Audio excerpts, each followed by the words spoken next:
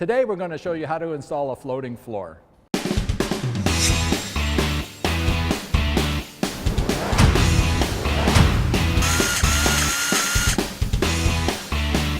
We're going to need tools and materials.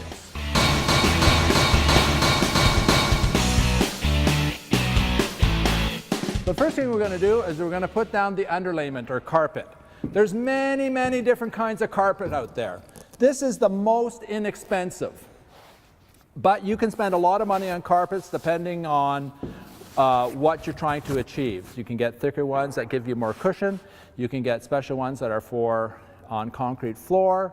You can get all sorts of different types. So what you have to go and research that and decide. If you go to your local hardware store, your Reno Depot, your Home Depot, your local building supply center, they're going to have a variety of carpets and they'll tell you which one they think you should have. And you'll look at the price and you'll decide which one you can afford.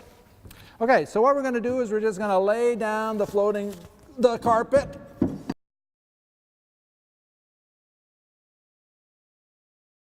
One tool that I forgot to mention that you should have all the time is a good X-Acto knife. This is an Olfa knife. Everybody should own one. Then I'm just going to put this in the corner and I'm going to cut it to the wall that's there. I'm going to use the wall as my definition. It's what we call click flooring. In the old days, we used to have to glue this all together. You don't have to do this anymore. These things kind of click together and they hold themselves together. But it's very important that you install it with the correct leading edge. The correct leading edge is what we could even call a tongue. It's not really a tongue, but the leading edge that sticks out. That should be in front of where you're working. This is the back of the floor. Now, the thing about floating floors is they float. Amazingly enough. They aren't attached to anything. They're just like basically a gigantic hard carpet. You're clicking together a gigantic hard carpet. So this thing floats. And of course, like all materials, it kind of expands and contracts with heat and cold and humidity and whatever that's happening. Maybe there's a lot of action in your house, so it moves around a little bit. So we like to leave it so that it's not actually touching the wall. It needs a little bit of play. So we don't want it touching the wall like that, and we don't want it touching the wall like this.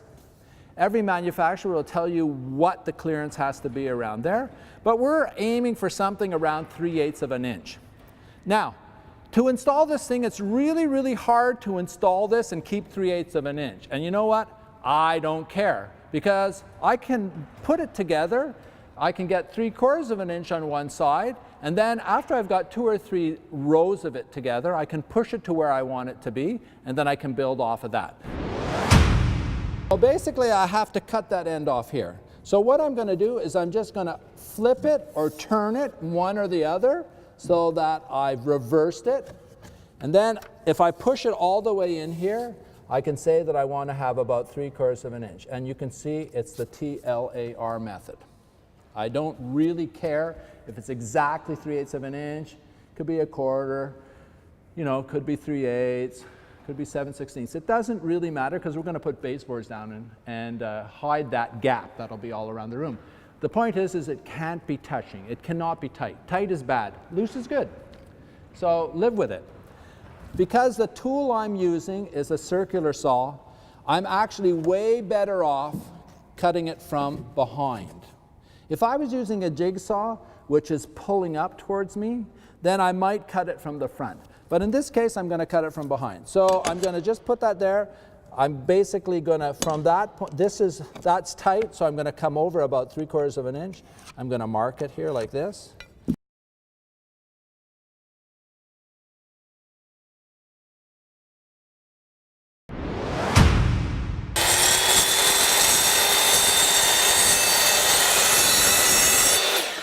I'm going to hold this piece because if it falls on the ground, it will damage it, and it's quite fragile. I should mention this material is totally man-made. It's essentially made out of something called HDF, so high density fiberboard, and there's kind of like a paper coating with an epoxy finish on it. they put it in a big press and they press the hell out of it, and squish out all the glue, and they give it a little, in this case, they even give it a little bit of texture. So it's very, very strong in this direction, but it's very, very weak in this direction because it will all crack along this plane. So we don't want to drop it. This is a very valuable piece. It doesn't look like anything, but we're just going to put it off to one side. So I'm just going to take this piece, I'm going to set it in here like this. Make sure, I'm going to try to line up my edge with my edge right here, and I'm going to set her down. Now, if the gap, there's a big gap there, I haven't set it down correctly. So I'm just going to lift it up like a hinge, and I'm going to push it down. So away I go. What I'm left with at this end here is about a 3/4 of an inch gap. So that means if I was to slide this all over so that I had 3/8 of an inch, guess what? I'm going to have 3/8 of an inch down at the other end. That will give me my clearances. Down this side, again, I don't care. But for now, I'm actually just going to hold the whole thing registered tight to my back wall and tight to my starting point. Okay, I'm going to take the piece that I cut off from the last piece. It doesn't matter how long the floor is. This floor could be 45 feet long. I'm always going to have a little cut off. If it's longer than 4 inches, you're going to save that piece. Obviously, you don't want to save tiny little pieces like this, but if you've got a decent sized piece, we're going to start with that. The same way we locked that piece in, we're going to lock this piece in. So we're just going to basically put it in and hinge it down. So that it hinged down, I got a nice tight joint there. I'm not using any tools at all so far. It's just clicking together. If it's not clicking together, you're probably not putting it in the right place. It should just fit together. So now that I've done that, I've got a joint here. I can take another piece out of my pile. Now in this case, this is a bit awkward, this one, because I can't hinge it in both directions. So I'm going to hinge it on the long direction. And then I'm just going to hit it in. Away we go. So I've got a big gap there. I cannot go on at this point. I have to fix that. So what I'm going to do is I'm actually going to loosen that. I'm going to slide this whole thing out. I'm just going to push it in place. There we go. There we go. This whole thing is holding itself in place. And as you can see, it's moving all over the place, and I don't care. Doesn't really matter right now. I'm going to go down here. I'm going to do the same thing and push it in place. So I've got a nice tight joint here, all the way down. I've got a nice tight joint here. I've got a nice tight joint here. I'm ready to go. It's here like this. I'm going to turn it over like that. And I'm going to set it actually to the same length as this one here, because that is what I want. And then this is my dimension right here. See this right here? That's my cut, because it's got to be aligned with this, because this is actually in line with that. And once again, if you're 1/8 of an inch too short or 1/8 of an inch too long, it really doesn't matter. We're ready to go now. The only thing you have to pay attention to after this is that your joints are staggered.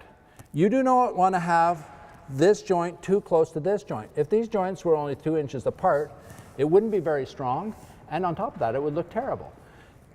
This is very, very easy to see from one piece to another, but we have to imagine that these joints have to be staggered throughout the whole floor. We don't want even 2 rows later for a joint to be lining up, because it will show like crazy.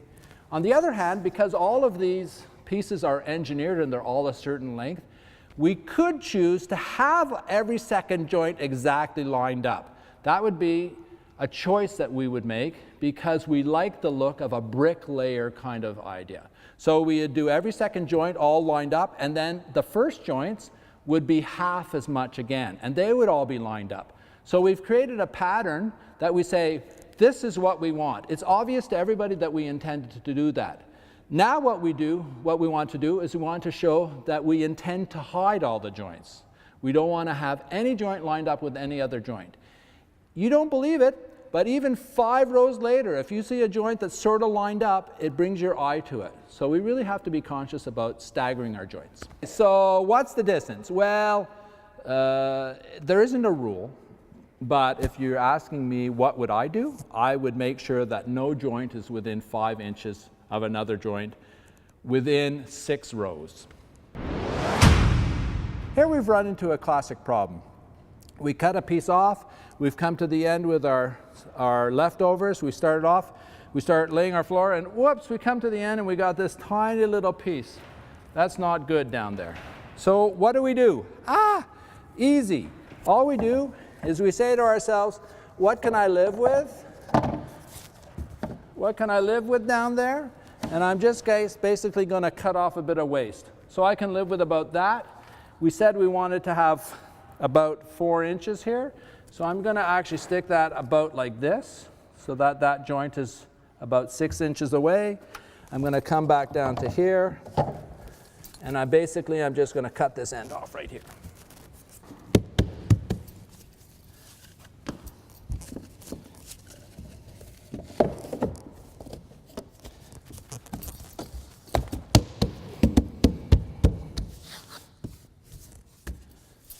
We've started our floor and it's all locked together.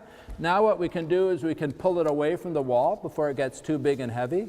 So we're just going to pull it away so that we got our 3/8 down there, our 3/8 down there, and our 3/8 down there. This floor, although you think it's going to move all over the place, the carpet kind of acts like a resistance to that, because it doesn't really stick to the carpet, but the carpet kind of prevents it from sliding all over the place. Plus, what we're going to do is we're going to work on it from here now. So our weight will prevent it from moving all around. And lo and behold, our carpet won't reach the end of our floor, which is very normal, so we have to add more carpet. I really like to tape my carpet down, because this little joint is very hard to manage. It wants to float all over the place. Tuck tape is quite expensive as a tape, but it really sticks. So I'm just going to take a tiny little piece like this, and I'm just going to stick these things together right there. And ideally, I don't want to have my carpet on top of my carpet, because what will happen is that will give me 2 layers. We have to rip the last piece. Ripping is cutting lengthwise. We have to rip the last piece to fit into this little gap that's here. So what we're wanting to do is measure. So from my wall to the surface of my board, the leading edge is 6 1/4 inches. What I want to do is I want to see if it's the same all the way down. In all probability, it won't be the same all the way down. In this case, it probably will be. Why? Because I make life easy for myself. So 6 1/4. 6 1/4. Actually, on this end it's 6 3/8. So think about it. How narrow are you going to cut this piece? If it's 6 1/4, you have to leave yourself what? 3/8 of an inch. So now we're going to cut it 6 1/4 minus 3/8. So we're going to cut this at 5 7/8.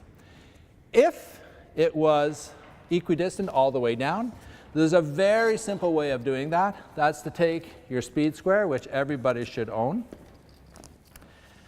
I'm going to make sure I'm cutting it the correct way. So I'm getting rid of that. So I'm saving this. This side, I'm getting rid of that. I'm going to turn it upside down. I'm going to take my speed square, and I'm basically just going to put my 6 1/4 there, 5 7/8 there, and I'm going to let my speed square do the work for me. I'm just going to slide her all the way down. And then I'm just going to rip it along there. I'm going to cut on the outside of my line.